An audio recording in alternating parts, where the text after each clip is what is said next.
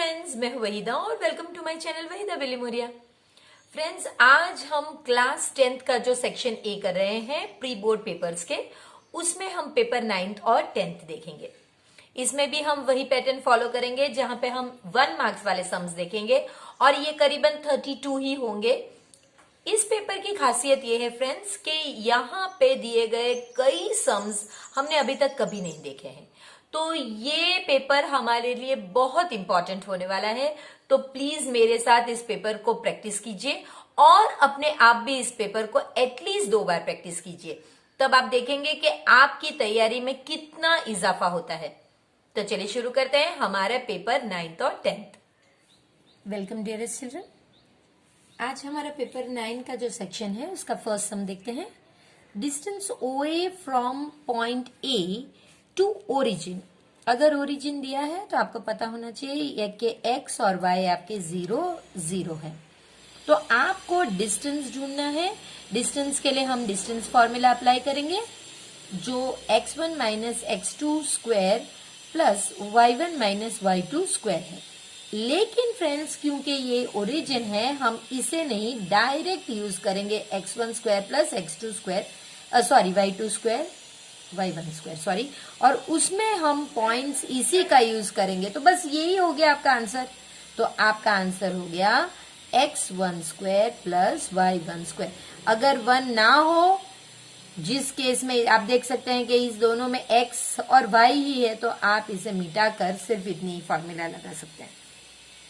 इसके बाद जो सेकंड वन है फ्रेंड्स, इसमें आपसे कहा गया है कि tan थीटा जो है ये 5/4 है और आपको sine theta minus cos theta और sine theta plus cos theta की वैल्यू ढूंढनी है। फ्रेंड्स, ये सम आगे भी हम कर चुके हैं।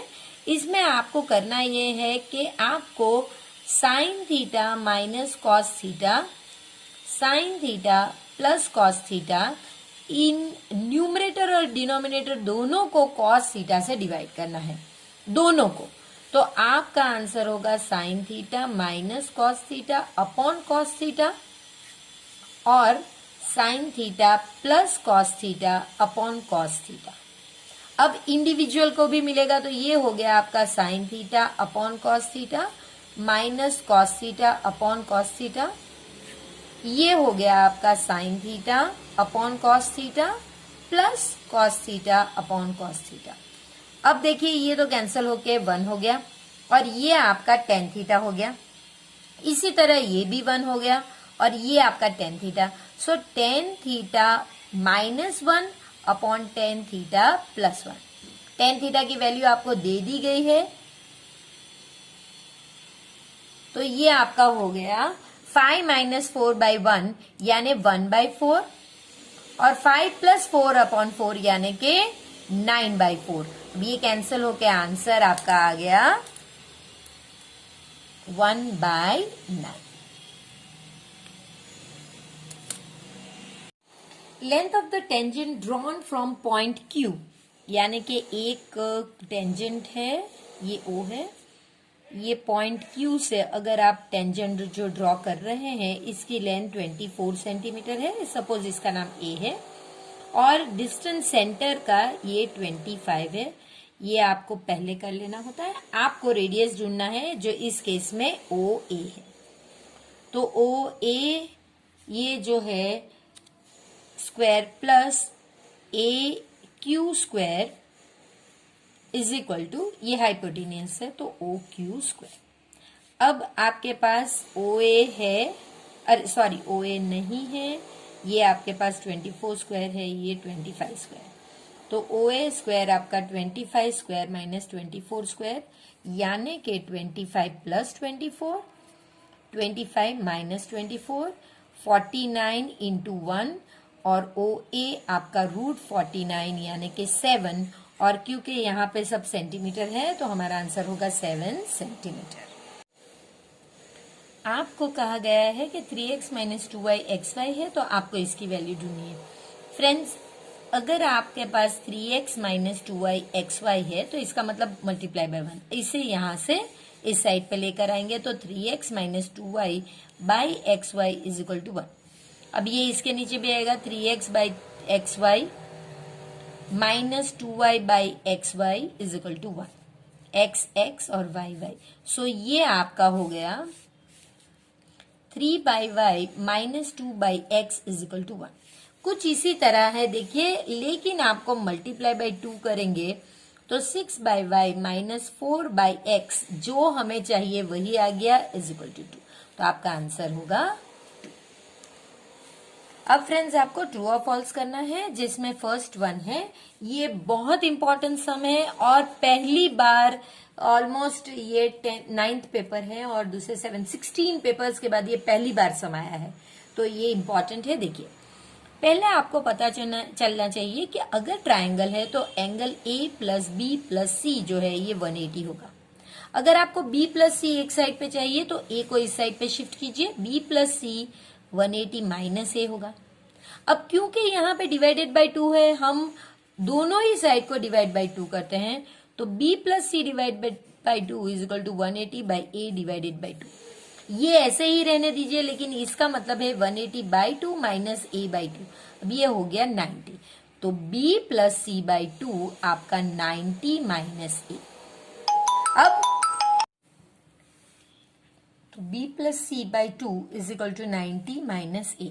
अब क्योंकि हमारे पास कॉट है तो हम दोनों साइड पे कॉट लगाएंगे। Cot b plus C by 2, दोनों साइड पे आप कॉट लगाइए, तो कॉट 90 माइनस ए बाई 2 है ये, a बाई 2।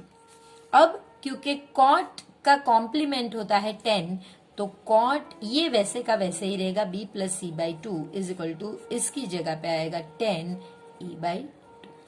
तो इसी तरह ये राइट ही है, इसलिए हमारा आंसर होगा ट्रू।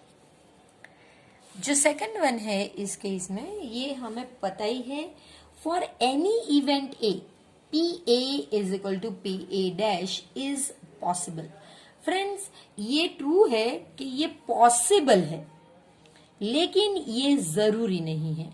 देखिए पी ए जो है ये लेस भी हो सकता है इसके कॉम्प्लीमेंट से, ये ग्रेटर भी हो सकता है और ये इक्वल भी हो सकता है, क्योंकि यहाँ पे कहा गया है कि इज पॉसिबल, इसका मतलब है ये ट्रू है। अगर कहा गया होता है इस कंपल्सरी के यही है एक ऑप्शन, तो फिर ये फॉल्स होता। The distance travelled by a roller which has 3 metre length is this much. तो आपको देखना है कि क्या उसका कर्व्ड सरफेस एरिया इतना है। तो देखिए डिस्टेंस जो ट्रैवल करता है एक रोलर, वो उसका सरकमफ्रेंस होता है। तो सरकमफ्रेंस जो है, जिसकी फॉर्मूला है 2 पाई आर, ये आपका 4.61 मीटर है। और आपको कर्व्ड सरफेस एरिया ढूंढना है, तो कर्व्ड सरफेस एरिया की फॉर्मूला 2 पाई आर एच है। तो ये तो हमारा सरकमफ्रेंस ही है, तो आप 4.61 रख सकते हैं और हाइट इसकी 3 है। जब आप इसको मल्टीप्लाई करोगे तो ये 13.83 ही होगा मीटर। एरिया है तो मीटर स्क्वायर, जो आपको ऑलरेडी दिया गया है, इसलिए हमारा आंसर जो है ये ट्रू होगा। ये जो है फ्रेंड्स, ये भी हमारे लिए इतने पेपर्स में फर्स्ट टाइम आया है, जो हमारे लिए बहुत इंपॉर्टेंट है। आपसे कहा गया है कि right the condition for the solution. इसका सॉल्यूशन, ये दो का सॉल्यूशन, ये दो लाइंस बनेंगी और इनका सॉल्यूशन इनफाइनाइट होना चाहिए। इनफाइनाइट का मतलब फ्रेंड्स ये होता है कि एक लाइन जो है इसकी या इसकी, वो दूसरी को कोइंसाइड करे। इस तरह का सॉल्यूशन जो अगर ग्राफ्स ऐसे होंगे तो ही वो इनफाइनाइट सॉल्यूशन देगा। तो फ्रेंड्स अगर a1 upon a2 is not equal to b1 upon b2, तो ये आपका कंसिस्टेंट, यानी कि ये ग्राफ इस तरह से होंगे जो एक पॉइंट में इस तरह से इंटरसेक्ट करेंगे। अगर a1 upon a2 is equal to, यानी कि यहाँ पे नॉट इक्वल है, यहाँ पे ये दो तो इक्वल है लेकिन वो c1 अपॉन c2 के ना बराबर है, तब आपका ग्राफ पैरेलल लाइन होगा और इसका मतलब है इनकंसिस्टेंट। इसका तो हमारे पास कोई ऑप्शन नहीं है, लेकिन अगर आपको इनफाइनाइट सॉल्यूशन चाहिए तो फिर ये होना चाहिए कि जो सभी कोएफिशिएंट के रेशियोज है वो इक्वल होने चाहिए, तभी ये ग्राफ इस तरह से एक दूसरे के ऊपर कोइंसाइड करेंगे और इसीलिए ये कंसिस्टेंट एंड डिपेंडेंट होगा। तो ये आपके इनफाइनाइट सॉल्यूशन देंगे, तो ये आप ऑप्शन सिलेक्ट कर सकते हैं। इसके बाद का जो है ये और भी इजी है और ये कई सम्स में आ चुका है। आपको पी ए डैश की प्रोबेबिलिटी की गई है, आपको पी ए ढूंढना है, तो बहुत इजी है। पी ए जो है ये 1 माइनस पी ए डैश है। कैसे बनाया? तो हमने ऐसे बनाया कि P A plus P A dash is equal to 1। हमने सिर्फ इसे इस साइड पे शिफ्ट कर दिया। सो 1 माइनस 0.65, इसका आंसर आता है 0.35। तो ये हमारा आंसर है। For any information z minus m is equal to 2.5, x bar is equal to 20। तो फ्रेंड्स हमें तो एक ही चीज आनी चाहिए, 3m, ये हमारी इंपीरियल फॉर्मूला है, तो ये हमें आनी चाहिए। अब आपको करना क्या है कि आपको पता है कि भाई जो z माइनस m है ये 2.5 है। तो अगर मैं m को इस साइड पे और z को 2.5 को इस साइड पे लेती हूं तो m जो है वो z माइनस 2.5 होगा। इस चीज को मैं यहां पे रिप्लेस कर दूंगी, तो 3z minus 2.5 is equal to z plus 2, x बार आपको 20 दे दिया गया है। ये हो गया 3z minus 7.5 is equal to z plus 40। इसे इस साइड पे शिफ्ट करेंगे और z को इस साइड पे, तो 3z minus z is equal to 40 plus 7.5, 2z is equal to 47.5, z is equal to 47.5 by 2, 23.75। तो ये आपका आंसर होगा 23.75, यानी कि ए ऑप्शन। ये जो है अगेन ये बहुत इंटरेस्टिंग सम है। इसमें अगर आप फॉर्मूलाज डाल के करने जाओगे तो फिर वो बहुत लंबा होगा और 1 मार्क के लिए आपके पास इतना टाइम नहीं होता कि आप ये फॉर्मूलाज डाल के टाइम वेस्ट करो। इसके लिए फ्रेंड्स क्या करेंगे, हम सिंपल सा एक सीरीज लेते हैं जो 3-4 नंबर्स की होंगी शायद। तो चलिए हम एक नंबर लेते हैं 1 2 3 4 5 6। ये कोई भी इमेजिनरी सीरीज ले ली मैंने। सपोज मैं S5 लेती हूं, तो N मेरा अगर 5 है, S5 यानी कि 5 तक मुझे ऐड करना है, तो आपको पता है कि भाई इसका टोटल होगा आपका 50। अब क्योंकि मुझे अभी सपोज ये 5 होता है S5, अब मुझे 5 से कम यानी कि 5 माइनस 1 यानी S4 चाहिए, तो मैंने S4 ले लिया, वो होगा इतने तक का ही टोटल, तो वो होगा मेरा 10। अब ये 5 माइनस 2 यानी कि 3, सो S3 का मेरा टोटल होगा, देखिए सिर्फ इतना यानी कि 6। बस अब यही चीज आप फॉर्मूला में ये जो दिया गया है इसमें रखिए। आपने N5 लिया है, याद रखिए, आप जरूरी नहीं है आप 6 ले सकते हैं, 7 ले सकते हैं, लेकिन उससे फिर कम 6 ले तो 5 और 4 लेना होगा, अगर 7 ले तो 7 6 और 5 लेना होगा। तो अब आप यही लिखेंगे S5 माइनस 2 इंटू ये उससे कम है तो S4 प्लस S3। अब वैल्यूज डाल दीजिए, 15 माइनस 2 इंटू 10 प्लस 6, तो 15 माइनस 20 प्लस 6, तो देखिए ये आंसर आया आपका 1। चलिए ये हमने साइड पे रख दिया। अब देखिए ए क्या है आपका, हम अलग पेन से करेंगे।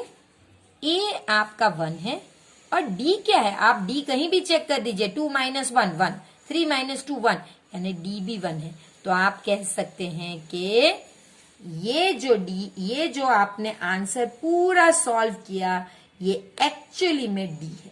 हम ए नहीं लेंगे क्योंकि ए आप सीरीज चेंज करके देख लीजिएगा, ये जरूरी नहीं, लेकिन ये कंपलसरी वही चीज आएगी जो आपने डी में लिया है।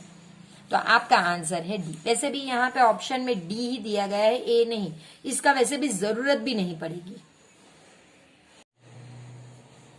Which type of graph is possible for quadratic equation, और फिर इक्वेशन आपको दिया गया है। फ्रेंड्स अगर क्वाड्रेटिक इक्वेशन है तो वो ग्राफ एक पैराबोला होगा। अब डिपेंड करता है ए की वैल्यू पे। अगर ए की वैल्यू ग्रेटर देन 0 होगी तो ये पैराबोला जो है ये आपका अपवर्ड्स फेस करेगा, यानी कि इस तरह। और अगर ये वैल्यू लेस देन 0 होगी तो ये डाउनवर्ड्स फेस करेगा। तो पैराबोला फेसिंग डाउनवर्ड्स, ये तो आपका आ गया। अब अगर b की वैल्यू, तो b की वैल्यू पे से आपको पता चलता है नंबर ऑफ जीरोस। तो क्योंकि ये b की वैल्यू नेगेटिव है, यानी कि इट विल इंटरसेक्ट, किसे इंटरसेक्ट करेगा? एक्स एक्सिस में 2 पॉइंट्स में डिस्टिंक्ट, वो भी अलग 2 पॉइंट में वो इंटरसेक्ट करेगा। और c की वैल्यू से हमें पता चलता है अगर c की वैल्यू नेगेटिव है तो वो जो 2 रूट्स होंगे वो एक दूसरे के ऑपोजिट होंगे। तो लेकिन यहाँ पे c की वैल्यू लेस देन 0 नहीं है, तो हमारा आंसर इतना ही होगा। What is the probability of getting black face? आपको ब्लैक फेस लाना है और वो भी वेल शफल्ड कार्ड में से। तो वेल शफल्ड कार्ड की जो डेक होता है उसमें 52 कार्ड्स होते हैं जो हमारा एन है। और ब्लैक फेस वाले कार्ड, फेस यानी जैक, क्वीन और किंग, तो ऐसे 2 होंगे। एक वो होगा आपका क्लब और दूसरा जो होगा वो आपका स्पेड। तो jack of spade, queen of spade and king of spade.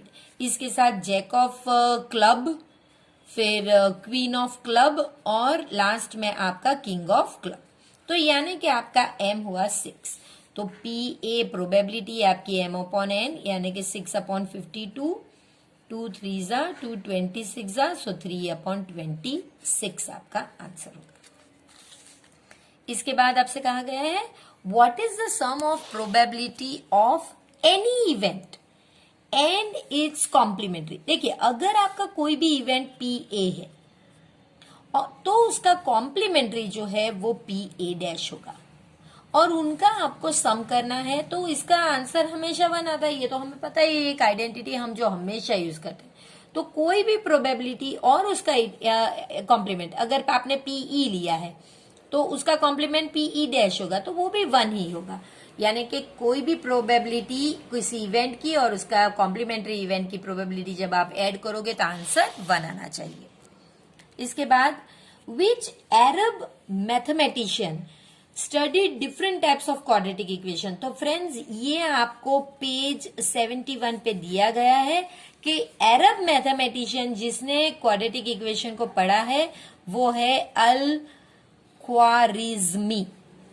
तो ये इन्होंने क्वाड्रेटिक इक्वेशन को पढ़ा है। इसके अलावा आने वाला जो पेपर है उसमें एक और आएगा।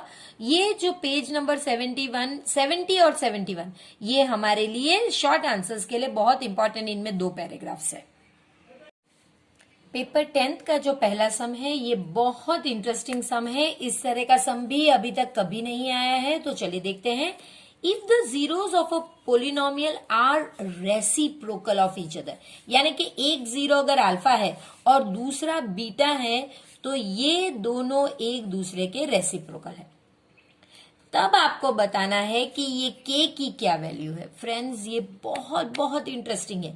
इस जब भी दोनों रूट्स एक दूसरे के रेसिप्रोकल हो तो आपको पता होना चाहिए कि a और c इक्वल है। अब a और c क्या है, देखिए 2x² + 5x + k, इससे आप ax² + bx + c से कंपेयर कीजिए, तब आपको पता चलेगा a 2 है, b आपका 5 है और c आपका k है। ये और ये इक्वल होने चाहिए, तो वही हमें लिखना है। a हमारा 2 है और c हमारा k है। देखिए वैल्यू तो मिल भी गई, k = 2। ये चीज आपकी जाननी जरूरी है कि जब भी ये रेसिप्रोकल हो तो ये दोनों चीज एक दूसरे के सेम होना चाहिए, इक्वल होना चाहिए। वही हमने किया और हमें k की वैल्यू मिल गई। अब ये भी बहुत इंटरेस्टिंग है। sec⁴ θ - tan⁴ θ upon sec² θ upon + tan² θ। अब फ्रेंड्स a⁴ - b⁴, तो आप a² माइनस b² कर सकते हैं। तो ये a² + b², a² - b², ये हो गया। यही आइडेंटिटी हमें यहां पे लगानी है, तो हमारा आंसर होगा sec² θ + cos² θ, tan² θ, यहाँ पे 10 है, टेन स्क्वायर थीटा, और दूसरे में sec square theta minus tan square theta upon ये जो है वैसे ही रखे, sec square theta plus tan square theta. अब आप देख सकते हैं कि ये दोनों चीज तो सेम है, तो ये तो कैंसिल हो गया, तो बच गया आपका sec square theta minus tan square theta, और ये तो आइडेंटिटी है कि इसका मतलब है ये है 1, तो आंसर हमारा होगा 1।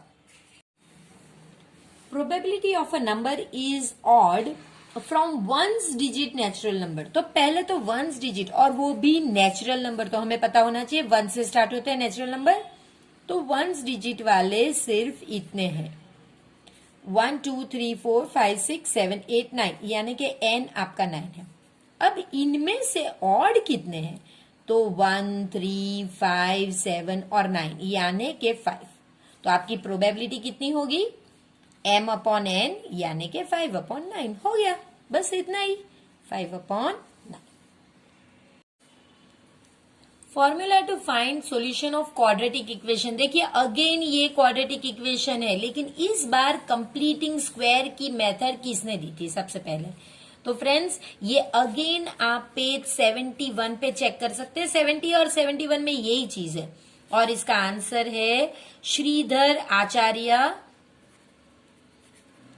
ये जो थे इन्होंने कंप्लीटिंग द स्क्वायर, अब आप कहेंगे कि ये क्या चीज है, तो फ्रेंड्स ये इसके हमने बहुत सारे सम के ये फॉर्मेट में होते हैं, b upon a multiply by half square minus b upon a into half square plus c upon a is equal to 0। ये हमने कंप्लीटिंग द स्क्वायर की मेथड ऑलरेडी की हुई है। जो फ्रेंड्स नए जुड़े हैं वो हमारे फुल सॉल्यूशन जो सेट्स हैं, हमने 7 पेपर्स के सॉल्यूशन किए, उसमें आप ये मेथड चेक कर सकते हैं।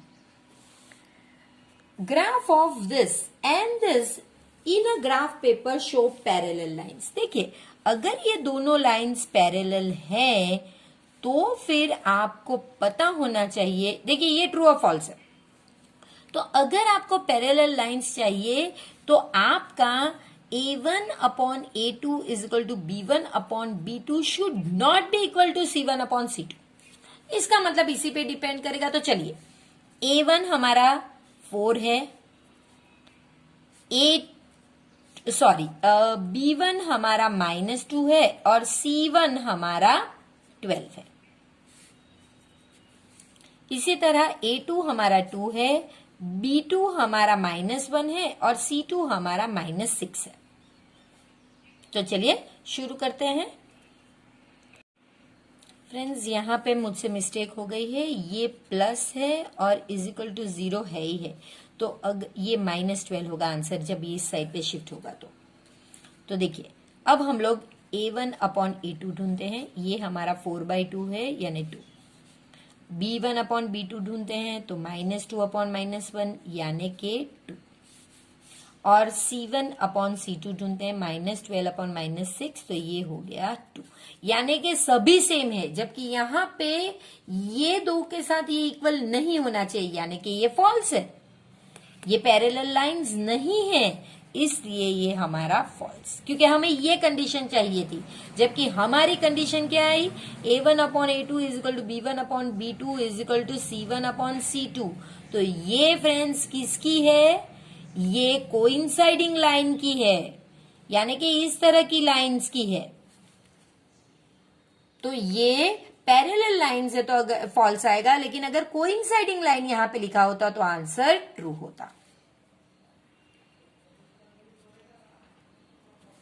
तो फ्रेंड्स यहाँ पे इस चैनल पे हम वही नहीं दिखाते जो आंसर्स मांगे गए हैं, हम कुछ ज्यादा एक्सप्लेन करते हैं ताकि इस तरह का कोई और सम आए तो आप उसे बखूबी अटेम्प्ट कर सकें। चलिए, probability of getting 2 equal odd numbers when we toss 2 dice. तो 2 डाइस जब आप टॉस करोगे तो आंसर आएगा कैसे, 1 1 1 2 1 3, इस तरह के 36 आंसर्स आएंगे जो मैं आपके लिए लिख के रखती हूं। तो देखिए इस तरह से आपके n 36 आए हैं। अब आपसे कहा गया है 2 इक्वल ऑड नंबर, सो वो सिर्फ यही है, तो वो इक्वल ऑड नंबर्स आपके होंगे 1 1 3 3 और 5 5, यानी कि m आपका सिर्फ 3 है, तो आपका पीए क्या होगा, m अपॉन n, यानी कि 3 अपॉन 36, 3 1 जा 3, 12 जा, सो 1 अपॉन 12, जो इस केस में आपको दिया गया है, तो ये आंसर हमारा ट्रू होगा। If any line touch the circle, देखिए एक सर्कल है और एक लाइन इस सर्कल, मान लीजिए कि ये सर्कल को एक पॉइंट में टच करती है। चलिए, अब आपसे कहा है ये सर्कल का सेंटर है, then the line perpendicular to the radius, देखिए ये रेडियस है और ये इसके परपेंडिकुलर है। अगर 2-3 बार हो गया है तो आप समझ लीजिए सिर्फ एक ही बार आपको ड्रॉ करना है, ये रफ फिगर है, तो वो एक टेंजेंट है। तो बिल्कुल ट्रू है कि अगर कोई रेडियस को टच करती लाइन है जो एक पॉइंट में है इस तरह से और वो परपेंडिकुलर भी है, तो ये टेंजेंट है, इसलिए ये हमारा ट्रू है। अब फ्रेंड्स इसके बाद जो है ये भी बहुत इंटरेस्टिंग है। देखिए इसमें भी आपको कुछ ट्रिक अपनानी होगी। आपको एसएन दिया गया है, आपको डी ढूंढना है। अब फ्रेंड्स पहले हम इसमें क्या करेंगे, पहले हम एसएन से एएन ढूंढेंगे। एएन या टीएन दोनों एक ही है, जो टर्म के लिए यूज होते हैं। उनमें से हम, जैसे हमें इसका एक स्टैंडर्ड फॉर्म मिलता है, हम 2 टीएन्स ढूंढेंगे या 2 एएन्स ढूंढेंगे और फिर उन्हें सब्ट्रैक्ट करके डी ढूंढेंगे। ये पैटर्न फॉलो करनी है। तो चलिए, एएन की फॉर्मूला क्या है, तो वो आपको पता होनी चाहिए कि एएन कैसे बनता है एसएन से। An is equal to Sn minus Sn minus 1। अब एसएन तो आपको जो है वैसे ही लिखना है, और एसएन माइनस 1 के लिए जहां जहां एन है वहां आप एन माइनस 1 लिखेंगे। तो ये आप 2n² प्लस 3n प्लस ये अगर पूरा खोलेंगे तो n² माइनस 2n प्लस 1, सो ये हो जाएगा 2n² माइनस 4n प्लस 2, और ये प्लस 3n माइनस 3। अब ये आपका हो जाएगा, सॉरी आपको सब्ट्रैक्ट करना है, सॉरी, तो यहां से आपको सब्ट्रैक्ट करना है। सो 2n² plus 3n minus 2n² plus 4n minus 2 minus 3n plus 3, तो ये आपका कैंसिल हो गया, ये आपका कैंसिल हो गया, तो 4n प्लस 1, ये आपका स्टैंडर्ड फॉर्म मिल गया। यानी अभी आप यहां पे पहुंचे। अब आप कोई भी सपोज A3 और A2 ढूंढ लीजिए। A2 आपका 4 2 प्लस 1 यानी कि 8 and 1 9। A3 आपका 4 ये हो गया आपका 12 and 1 13। अब आप D ढूंढिए। A3 माइनस A2 आपको पता है, सो 13 माइनस 9, तो D कितना हुआ आपका 4, और ये ही आपको दिया गया है, तो ये हमारा ट्रू है। 9th वन काफी इजी है। अगर आपको इसका पैटर्न अभी जो हमने लाइंस के साथ किया हुआ है अगले पेपर में वो चेक करें, तो if pair of linear equation are consistent, अगर वो कंसिस्टेंट है तो इसका क्या मतलब है, वो लाइन सिर्फ इंटरसेक्ट कर रही है, कोइंसाइड कर रही है, इंटरसेक्ट और कोइंसाइड दो में से एक कर रही है, या फिर दोनों ही कर रही है। तो फ्रेंड्स यहां पे आंसर है कि वो या तो इंटरसेक्ट करेगी या तो कोइंसाइड करेगी, तभी वो कंसिस्टेंट है। तो हमारा आंसर होगा सी। ये भी कुछ नए टाइप का सम है फ्रेंड्स, इसके लिए आपको पेज 185 को रिफर करना चाहिए, तब आपके आइडियाज क्लियर होंगे। आपसे कहा गया है कि ये जो है इसमें से कौन सा ट्रू है। फ्रेंड्स इसका मतलब है 1/sec theta is greater than 1। 1/sec theta का मतलब क्या है, cos थीटा, तो इसका मतलब है cos थीटा जो है वो ग्रेटर देन 1 है। सेकंड वन है 1/sec theta is equal to 1, यानी कि cos थीटा इक्वल टू 1 है। तीसरा है आपका sec theta is equal to 0। अब इसमें तो कुछ हो नहीं सकता, तो ये तो जो है वही है। और लास्ट है 1/cos theta is less than 1, यानी के सेक थीटा जो है वो लेस देन 1 है। फ्रेंड्स, एक चीज आप समझ लीजिए कि यहाँ पे आप अगर ये पेज देखोगे तो आपको पता चलेगा कि भाई कॉस कभी भी 1 से ज्यादा नहीं हो सकता। सेक के बारे में हम कुछ नहीं कह सकते और सेक 1 से कम नहीं हो सकता, यानी कि हमारा ये जो चीज है ये चीज ही राइट है कि 1/sec यानी कि cos थीटा जो है वो 1 है, ये पॉसिबल है, इसके अलावा दूसरी चीजें पॉसिबल नहीं है। Probability of birthday of 2 friends is different. देखिए जो आगे हमने सम्स किए थे उसमें सेम की प्रोबेबिलिटी क्या है, आपको लीप ईयर इग्नोर करना है, यानी कि टोटल डेज आपको 365 ही लेने हैं और उसमें डिफरेंट बर्थडे सेम बर्थडे आने की अगर प्रोबेबिलिटी 1 है तो डिफरेंट आने की 364 होगी, तो वो डिफरेंट के लिए नंबर होगा 364 और प्रोबेबिलिटी आपकी होगी 364/365, यानी कि अगर सेम होता तो आंसर होता ये, लेकिन डिफरेंट की प्रोबेबिलिटी पूछी है तो आंसर है ये। आपको ये भी बहुत एक इंटरेस्टिंग सम है कि इसमें आपको 3 वर्टाइसेस दिए गए हैं और आपको पूछा है कि क्या ये आइसोसेलेस, इक्विलेटरल, एक्यूट एंगल या राइट एंगल ट्राइंगल है। देखिए आइसोसेलेस हो तो कोई भी 2 साइड्स आपकी सेम आनी चाहिए, इक्विलेटरल हो तो ऑल साइड्स का जो डिस्टेंस है वो सेम आना चाहिए, और इसमें हो तो आपको पाइथागोरस का यूज करना पड़ेगा। तो पहले तो हमें इन एनी केस डिस्टेंस ही ढूंढना है, तो आप ए बी कैसे ढूंढोगे, तो ए बी आप ढूंढोगे, देखिए ये 0 से है, एक 0 है तो हम डायरेक्ट इसी का स्क्वायर कर लेंगे, तो 2 स्क्वायर प्लस 0 स्क्वायर यानी के √2 यानी के 2।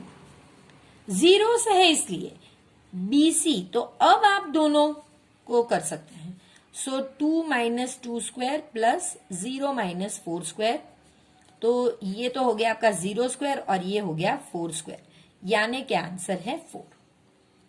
अब आप AC करोगे तो AC भी क्योंकि 0 आप इसी का स्क्वायर कर दीजिए, सो 2 स्क्वायर प्लस 4 स्क्वायर, तो ये हो गया आपका 2 स्क्वायर यानी 4 + 16 यानी के 22√5 होता है। चलिए देखिए अब यह दो तो सेम है नहीं, यानी ये आइसोसेलेस तो नहीं है, तीनों तीन भी अलग है तो इक्विलेटरल भी नहीं है। अब हम ये चेक कर लेते हैं, ये चेक करने के हमारे पास अभी कोई मेथड नहीं है तो हम राइट एंगल चेक कर लेते हैं। अब आप कहेंगे कि कौन सी जो सबसे बड़ी साइड है वो आपकी हाइपोटेन्यूस है, आप कहेंगे कि कौन सी है वो आपको पता नहीं, लेकिन बड़ी साइड ये है फ्रेंड्स। क्यों? क्योंकि देखिए √4 का आंसर है 2, तो वो अगर √4 होता तभी ये दो सेम हो जाते, तो ये तो √5 है यानी बड़ा है। तो आप चेक करिए कि ये दो को ऐड करके क्या आपको ये आंसर मिल रहा है। सो AB² प्लस BC² क्या होता है, 2² प्लस 4², तो ये हो गया 4 + 16, देखिए ये 20 हो गया, और इनका अगर रूट चाहिए आपको तो वो हो जाएगा 2√5। तो इसका मतलब आपका पाइथागोरस के हिसाब से ये राइट है, तो ये एक राइट एंगल ट्राइंगल है। ये सेम टाइप का सम हमने अभी ही किया है, what is the probability of getting a face card in red colour. तो सेम टोटल कार्ड्स हमारे 52 है और फेस कार्ड वो भी रेड में, तो वो आपके jack of diamond, queen of diamond और king of diamond, jack of hearts, queen of hearts और किंग ऑफ हार्ट्स, यानी कि ये 6 है। तो प्रोबेबिलिटी आपकी 6/52, 2 3s and 2 26, सो 3/26। अभी हमने पहले ब्लैक कलर में किया और अभी यही चीज हमने रेड कलर में की। अब आपको सिर्फ मैच करना है। वॉल्यूम ऑफ स्फीयर फ्रेंड्स हमें पता है 4/3 πr³ और फ्रस्टम अगर कोन का है तो आपको पता ही चलना चाहिए कि इसमें कोन के फ्रस्टम में 2 आर होते हैं, तो ये वाला है जिसमें 2 डिफरेंट आर है, तो ये वाला होगा। ये भी एक बहुत इंटरेस्टिंग सम है जो अभी तक कभी नहीं आया। If the mean of first n terms is this much, तो आप जानते हैं कि मीन की क्या फॉर्मूला है। तो मीन की फॉर्मूला है सिग्मा xi अपॉन n, तो वो आपकी 5n अपॉन 8 है। अब सिग्मा xi देखिए, याद कीजिए फर्स्ट ये सम है, सम ऑफ n नंबर्स, इसकी फॉर्मूला हमारे पास है n प्लस 1, तो ये n प्लस 1 अपॉन n, ये आगे के पेपर्स में हमने किया हुआ है 1 मार्क में के सम की ऑफ नेचुरल नंबर्स की फॉर्मूला क्या है। ये आप कोई n स्क्वायर प्लस n भी लिख सकते हैं, लेकिन अगर आपको n कैंसिल करना है तो ये बेटर है। सॉरी, अपॉन 2 हम भूल गए, अपॉन 2 आएगा। तो ये आपका हो गया आंसर है n plus 1 upon 2 is equal to 5n upon 8। अब आपको सिर्फ इसे इस साइड पे ले जाना है, तो n plus 1 is equal to 10n upon 8, 2 5 जा 2 4 जा। अब आपको 1 को इस साइड 1 को यहीं रख के n को शिफ्ट करना है। So 5n upon 4 minus n is equal to 1। तो ये आपका 5 माइनस 4 अपॉन 4, यानी कि 1 upon 4n is equal to 1, और अब answer n is equal to 4।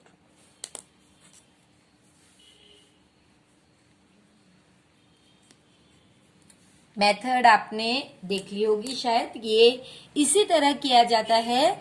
तो आप प्लीज 2 बार इसे प्रैक्टिस करेंगे तो आपको आइडियाज बहुत क्लियर हो जाएगा। इसमें यही चीज अगर आपको ये आ गया तो आप इसे सम आराम से सॉल्व कर सकते हैं। अब ये भी बहुत इजी है। रेडियस ऑफ अ सर्कल, आपको सर्कल का रेडियस 7 सेंटीमीटर दे दिया गया है।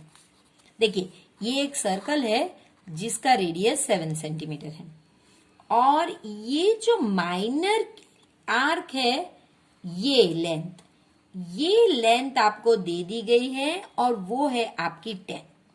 आपको ये जो मेजर आर्क है इसकी लेंथ बनानी है। तो देखिए फॉर्मूला बहुत सिंपल होगी कि length of major arc is equal to पूरा circumference minus length of minor arc. तो ये आपका हो गया 2 पाई आर माइनस, ये तो आपको 10 दे दिया गया है, 2 इंटू 22 अपॉन 7 इंटू 7 माइनस 10, देखिए ये कैंसिल हो गया, 44 माइनस 10 यानी 34 सेंटीमीटर। तो मैं ये आशा करती हूँ फ्रेंड्स कि आपको इस सफर में बहुत मजा आया होगा। ये होता है ना एक्चुअली फ्रेंड्स कि अगर हमारी तैयारी कंप्लीट हो, जैसे कि हमने 8 पेपर्स पहले सॉल्व किए हुए हैं, उसके बाद हमने बहुत सारे 1 मार्क्स के क्वेश्चंस भी कई पेपर्स में सॉल्व किए हैं, तो अब हमारा कॉन्फिडेंस और बढ़ जाता है। और जब कॉन्फिडेंस बढ़ जाता है तब हमें नए सम्स करने में बहुत मजा आता है। इसीलिए इस तरह के पेपर मैंने थोड़े लेट से लिए हैं, ताकि आपको पहले बेसिक कंसेप्ट आपके क्लियर हो जाए और फिर आप इस तरह की चुनौती के लिए तैयार हो जाए। तो चलिए फिर मिलते हैं अगले 2 पेपर्स के साथ। तब तक प्लीज चैनल को सब्सक्राइब कीजिए, वीडियो को जरूर लाइक कीजिए, और प्लीज प्लीज प्लीज इस वीडियो को अपने फ्रेंड्स के साथ शेयर कीजिए, ताकि आपको अब जो मैथ्स पसंद आने लगा है उन्हें भी वो पसंद आने लगे।